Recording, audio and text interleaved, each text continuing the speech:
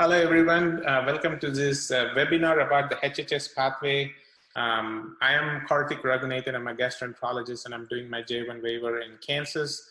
And I have our attorney here with us who's going to share some information about this pathway. Go ahead.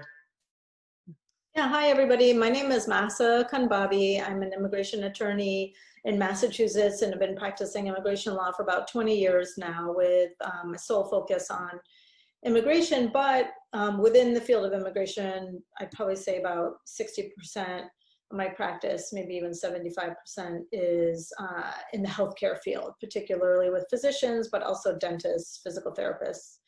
And I work on a lot of J1 waivers. And so today the talk is going to be a little bit about the HHS waiver program and how it's, what are the parameters of the program and how has it changed recently with some updated program policy guidelines. And HHS waiver program is through Health and Human Services, and it's really a fantastic way for a physician to get a waiver of their 2-year home residency requirement.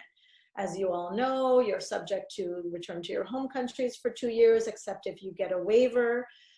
Many people know about the Conrad waiver program, which is run through each state's own Department of Public Health, where a physician can work in an underserved area for 3 years in exchange for not going home for 2 years.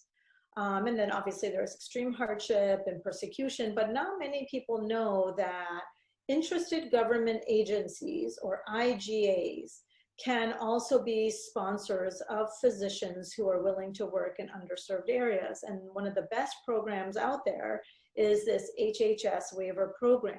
Essentially, it mirrors what many states' Conrad waivers do, but there are certain differences which are really key.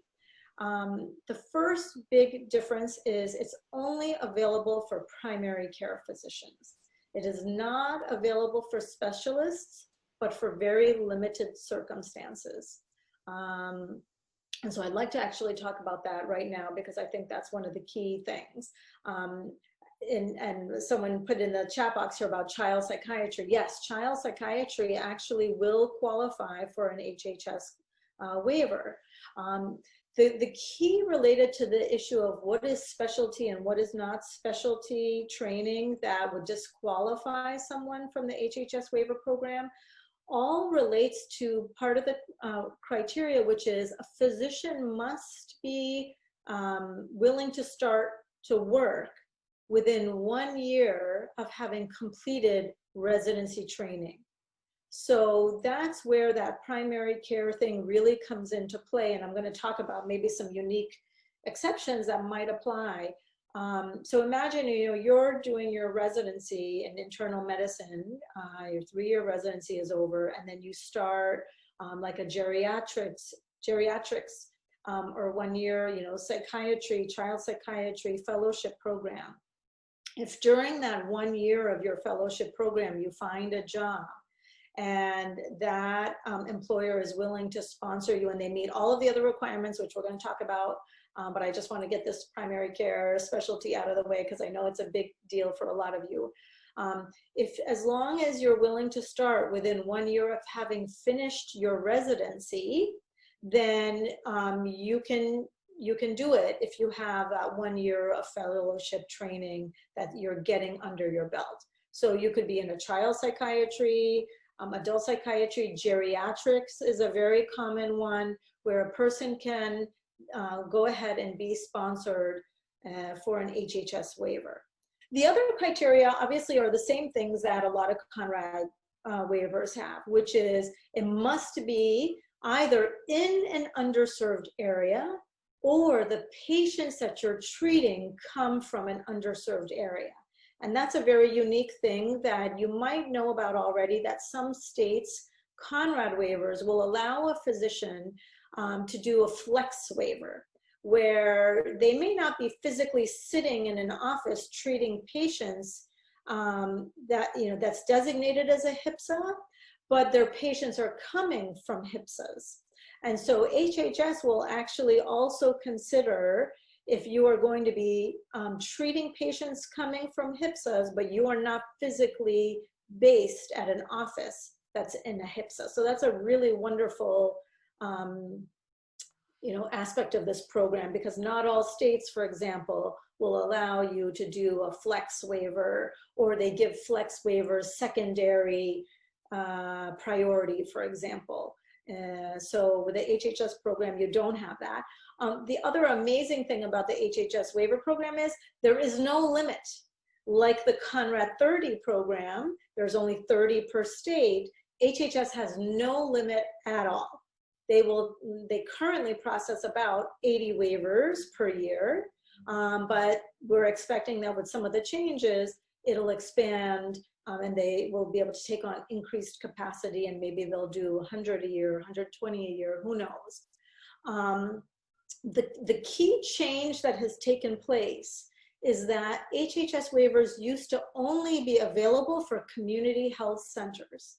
And the terminology is sometimes CHC, sometimes people call it federally qualified community health center. So oftentimes those referred to as CHC. So in the past, only CHCs could apply, and this HPSA score minimum is 7. So in the past, it used to be a CHC with a minimum HPSA score of 7 was able to sponsor someone for this HHS waiver. Now it is open to any institution. It could be a small, one doctor medical practice. It could be a community hospital. It could be a large, teaching institution, but they have to meet all of the other criteria, which is a HPSA score of 7, and the patients are coming either from an underserved area or are in an underserved area, or the office location is in an underserved area. So, the contract for 3 years, all of those other things still are in place. None of that has changed.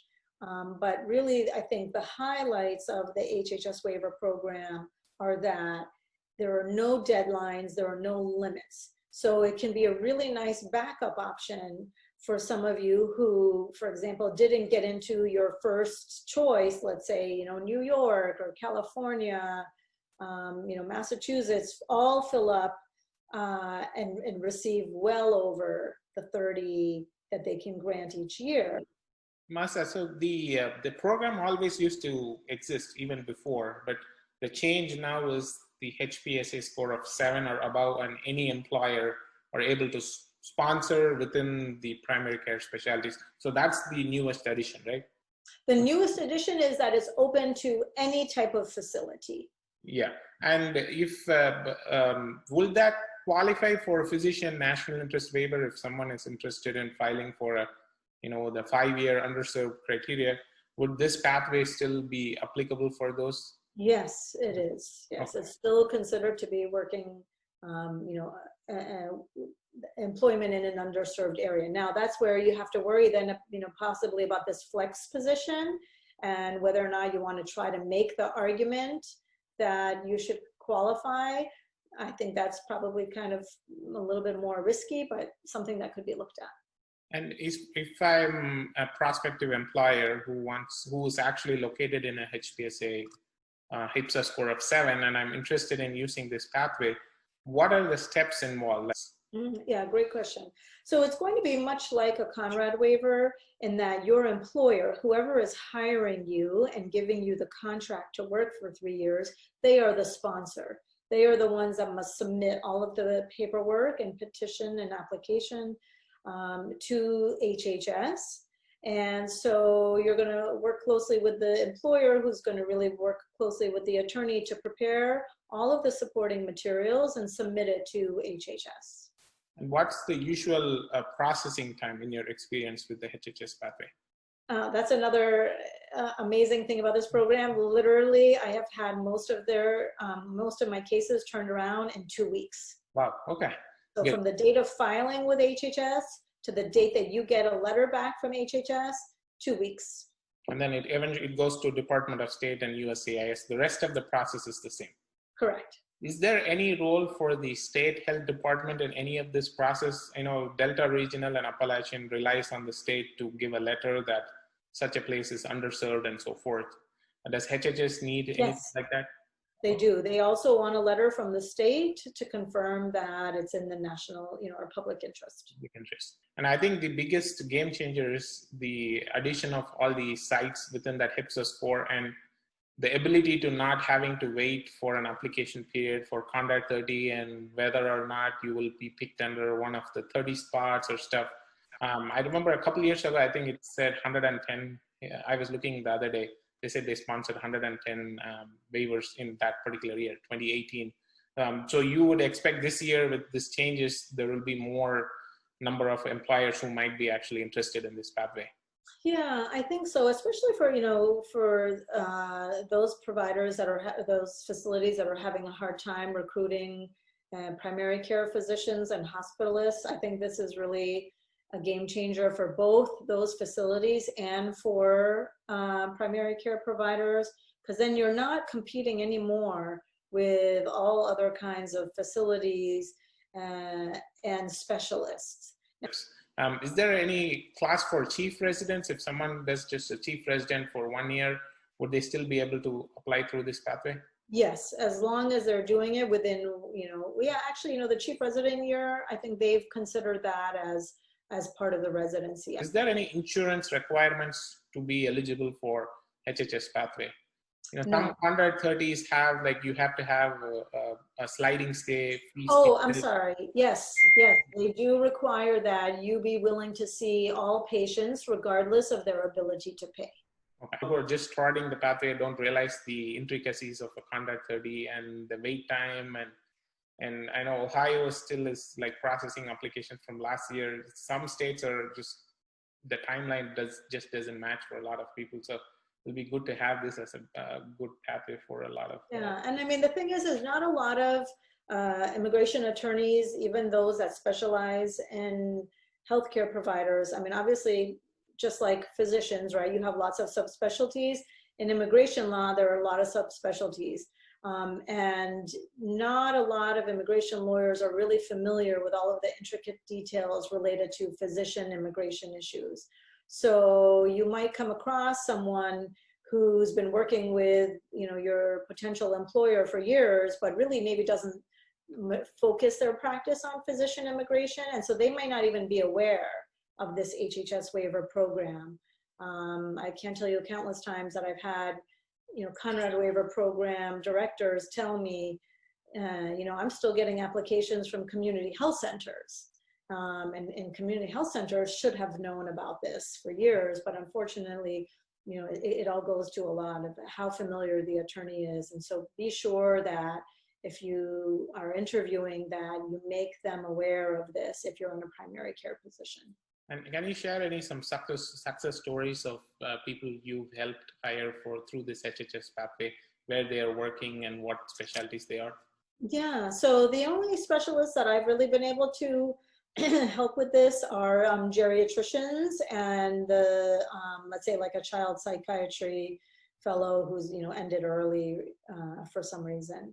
So those are the ones where it's been a really great fit. They've completed their residency, they're doing the geriatrics fellowship, they found a position. This was when it was only available to CHCs, to community health centers, but one of them didn't get into the state that she wanted to for her Conrad waiver, and found this job relatively late in the typical recruitment cycle. And we were able to get her paperwork together literally in 1 week time. And we filed and got her waiver approved because she was just approaching the 1 year mark from when she finished her residency program. So she was about to be cut off because her residency had ended almost a year ago, but we were able to get it all together, file it with HHS because we've worked with them for a decade now and are really familiar with all of their requirements and what they want and how they want it. And we reached out to the office to tell them that we're sending you this application, it's urgent, we're hitting the 1 year mark. and they turned it around and gave us their approval literally in 3 days. That's not always common, but in certain circumstances, they're really happy to try to work in emergency cases really quickly. And then we filed everything and got her approved. And now it's been at least 1.5 years now that she's been there, and we're starting the green card process for her. So there are some really great success stories. Are you aware of any job openings that in places that you hired before under the head that will qualify for HHS pathway in any specialty that you know of? Yeah, definitely. Actually, Massachusetts, I work with about 12 of the community health centers here, and I could probably say that at least half of them are looking for primary care providers. So if anybody is interested in a primary care position in a really supportive community health center that is willing to sponsor for green cards very quickly, then do consider coming to Massachusetts. You can reach out to me. I'd be happy to put you directly in touch with them. But yeah, there are some great opportunities in Massachusetts. Connecticut, I haven't kept as close in touch with, but there are probably some options there. And I know Texas has always been a user of the HHS program successfully. California. It doesn't work so well. There are not as many community health centers in very rural areas. So that's something to keep in mind, which is both a pro and a con.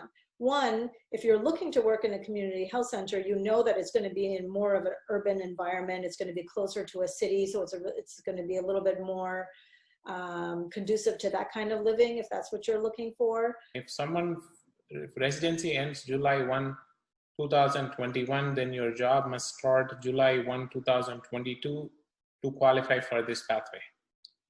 So you should be willing to start July 1, 2022.